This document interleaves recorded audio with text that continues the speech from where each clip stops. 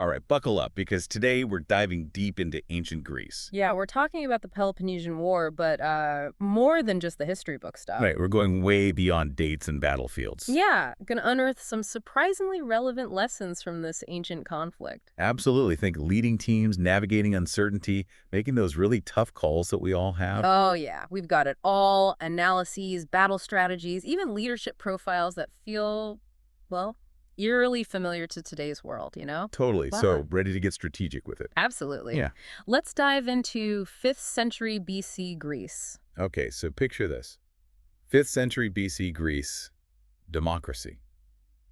It's still a new idea, right? Right, and two titans are dominating the scene, Athens and Sparta. Athens, they were like the Silicon Valley of their day. Yeah, innovative. Democratic naval superpower. And then you have Sparta, The established power. all about military might. Iron-fisted rule. Talk about a clash of cultures. Yeah, precisely.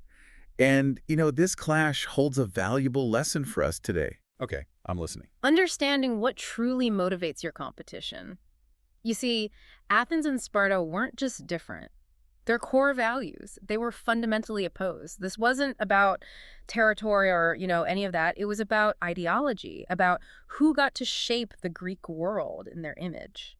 So how does this ancient history play into, say, a modern boardroom, or even just dealing with a tough competitor today? Well, it's about recognizing that sometimes conflict stems from deeply rooted differences, right, in values and aspirations. Okay. Just like Athens and Sparta, you can't always compromise on those core principles.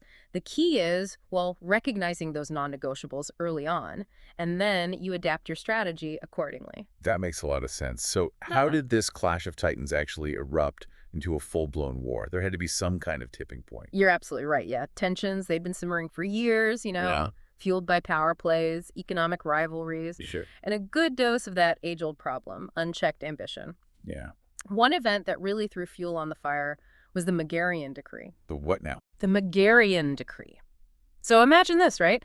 Athens, already a powerhouse, Right. slapped these crippling economic sanctions on Megara, who is a Spartan ally. Wow. In the modern world, think trade embargoes, sanctions, right? Tools designed to cripple your opponent. Talk about an aggressive power move. Exactly. And it highlights this crucial lesson, particularly in high stakes negotiations, Okay. the fine line between, well, strategic maneuvering and just outright provocation. Yeah. And Athens miscalculated. They thought they could contain Sparta, but they underestimated their rivals' resolve, and they basically pushed them straight into war. Okay, so one bad call and boom, decades of war. That's a pretty stark lesson in thinking through the consequences of your actions. Absolutely. This wasn't some border skirmish, okay? This was a conflict that engulfed the entire Greek world with ripple effects that, they shaped Western civilization. Yeah. And it all started with, a series of escalations, each one pushing the two sides closer to the break. It's a good reminder that even small conflicts, if they're not managed carefully, can spiral out of control, especially when pride and saving face gets involved, right? Exactly. Think about a time you were in a tense negotiation, maybe at work or even with a family member, Oh, yeah. recognizing the point of no return, where pushing further just backfires. That's the wisdom that we can extract from this ancient conflict. It's amazing, isn't it, how these ancient strategies still resonate today? Oh, yeah, for sure. I mean, instead of armies and navies, we have, market share and intellectual property. But those principles, assessing your strengths, understanding your opponent's weaknesses, Well, that's timeless stuff. it's like that old chess saying, right? Know your enemy and know yourself, and in 100 battles, you will never be defeated. Exactly. Exactly. So once this whole thing kicked off, how did these strategic differences actually play out on the ground? Well, at the start, Sparta, with their superior land forces, they would invade Athens annually. Ravage their fields, try to goad them into a land battle, basically, like a brute force strategy relying on shock and awe. Yeah, sounds about right for a society completely obsessed with military discipline. Exactly right. But Athens, under their leader, Pericles, they saw right through it. Really? Yeah. Pericles, now there was a leader who understood long-term strategy. Yeah. He knew Athens couldn't win a quick victory, not against Sparta's army head-on. So he urged his people to be patient, fortify their city, and leverage their trump card, their navy. So kind of a defensive strategy, weather the storm and then strike back when the opportunity arose. Exactly. Pericles' strategy was all about playing the long game. I mean, we see it constantly in successful businesses today. He focused on outmaneuvering Sparta, raiding their coasts, disrupting their alliances, basically chipping away at their resources, their morale. It was a war of attrition, not brute force. Wow, talk about a masterclass in patience and knowing when to hold back. I mean, in today's world, so much emphasis on immediate results, rapid growth. It's almost counterintuitive to think about, slowing down to speed up. You've hit on a critical point. Pericles understood that sometimes restraint, that's the more strategic path to victory.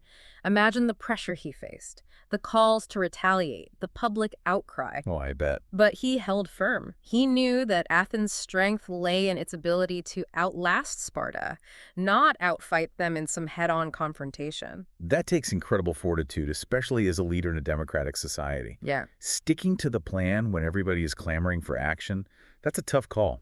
Absolutely. And it highlights a key takeaway for leaders in any era, right? Yeah. That courage to make those unpopular decisions when you just know deep down that they're going to serve the long-term good. Sometimes that means taking a step back, consolidating your resources, resisting that urge to just react impulsively.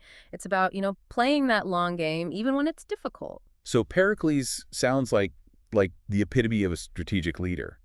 But wars are unpredictable, right? Yeah. What happened when things inevitably went off script? You're right. No plan survives contact with the enemy. And for Athens, that curveball came in the form of a devastating plague. Oh, wow. Imagine a highly contagious disease ripping through a city that's already on war footing. Oh, man. It was a catastrophe for Athens. Talking about a leadership stress test. A war on two fronts, one against Sparta, the other against an invisible enemy. Exactly. And sadly, even Pericles himself, he fell victim to the plague. Oh, no. Yeah. But here's where the story, it takes a turn that's incredibly relevant to us today.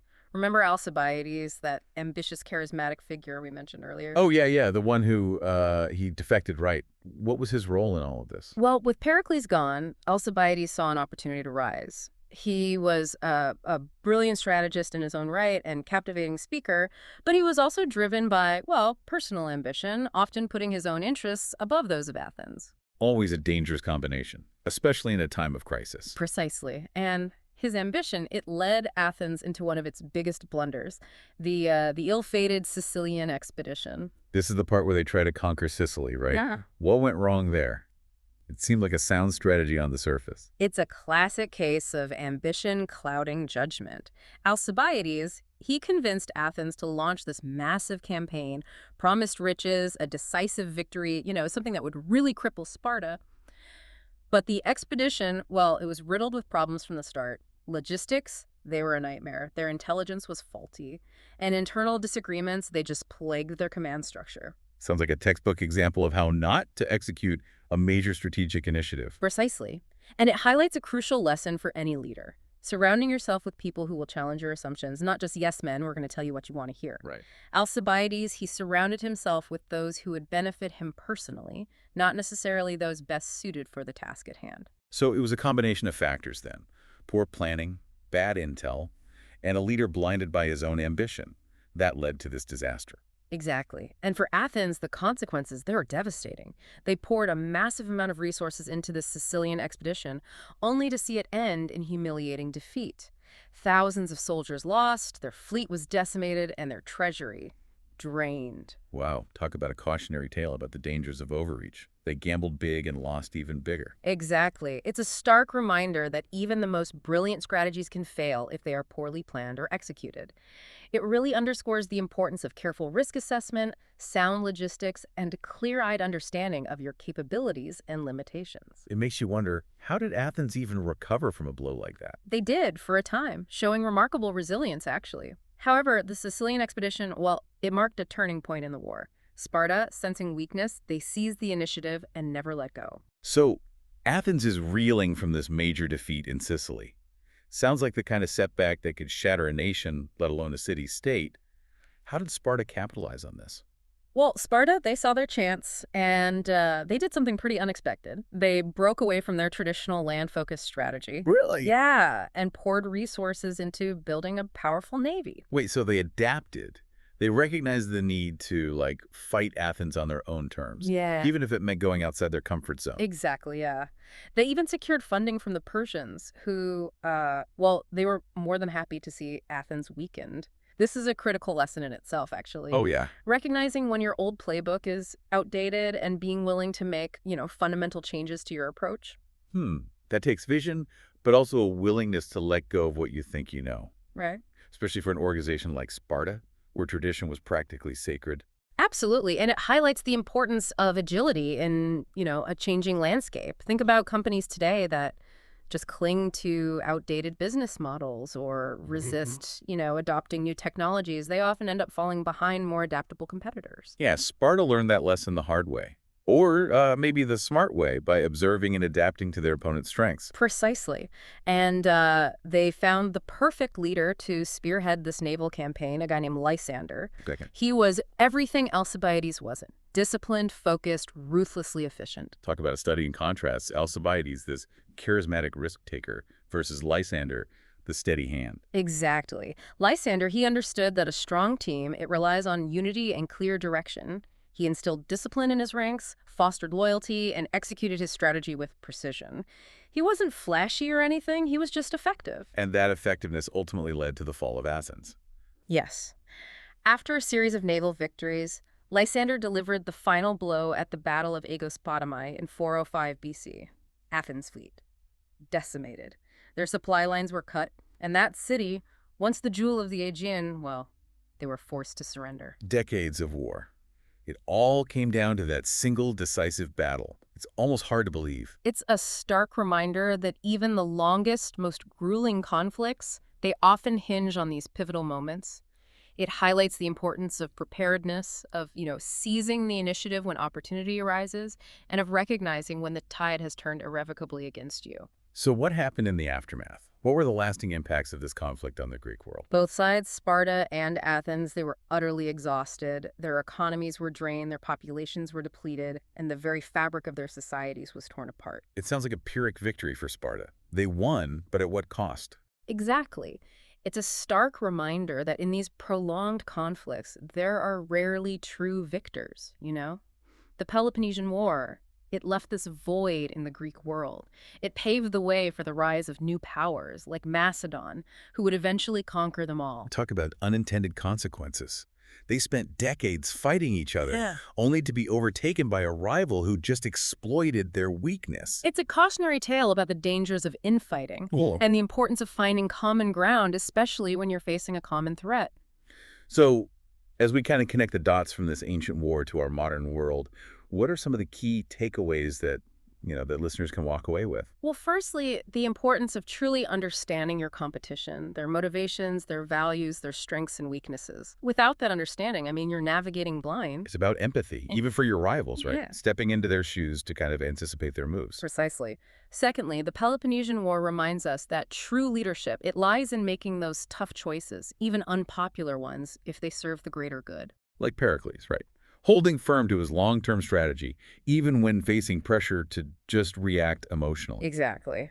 And finally, the importance of adaptability. Just as Sparta, they revamped their entire military doctrine to defeat Athens at sea, we have to be willing to reevaluate our assumptions, embrace change, and pivot when circumstances demand it. It's about having the humility to admit when you're wrong and the courage to chart a new course. Absolutely. And those lessons, forged in the crucible of this ancient war, they remain incredibly relevant in the boardrooms, classrooms, and even, the living rooms of today. It's amazing how history, even events from like millennia ago, can offer such powerful and timely insights. Thank you for taking us on this deep dive into the Peloponnesian War. Until next time, keep asking questions, keep exploring, and most importantly, keep learning from the past.